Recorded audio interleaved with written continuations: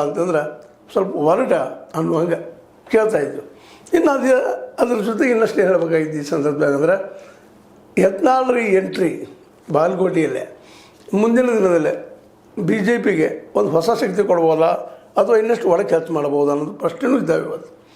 ಯಾಕಂದ್ರೆ ಯತ್ನಾಳ್ರು ಸ್ವಲ್ಪ ತಮ್ಮ ಬಾಯಿ ಮೇಲೆ ಬೀಗನ್ನು ಹಾಕೊಂಡ ಯಡಿಯೂರಪ್ಪರ ಜೊತೆ ಕೂಡಿ ಕೆಲಸ ಮಾಡಿದರೆ ಬಿ ಜೆ ಪಿಗೆ ಒಂದಿಷ್ಟು ಅವಕಾಶ ಹೆಚ್ಚಾಗ್ತಾವೇನೋ ಅನ್ನುವಂಥ ಅಭಿಪ್ರಾಯಗಳು ಇದ್ದಾವೆ.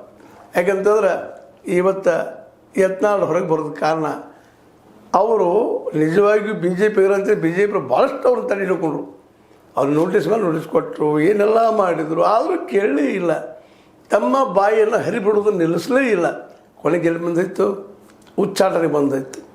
ಈಗ ಒಳಗೆ ತೊಗೊಳೋದಕ್ಕೆ ಬಿ ಜೆ ಪಿಗೂ ಮುಜುಗರ ಇವತ್ತು.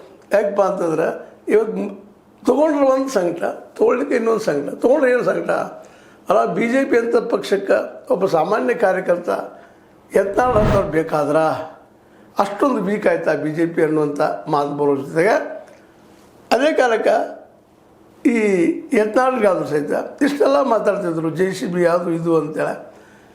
ಜೆ ಸಿ ಬಿ ಅದು ಕಟ್ಟುವಂತೆ ದೂರದ ಮಾತು.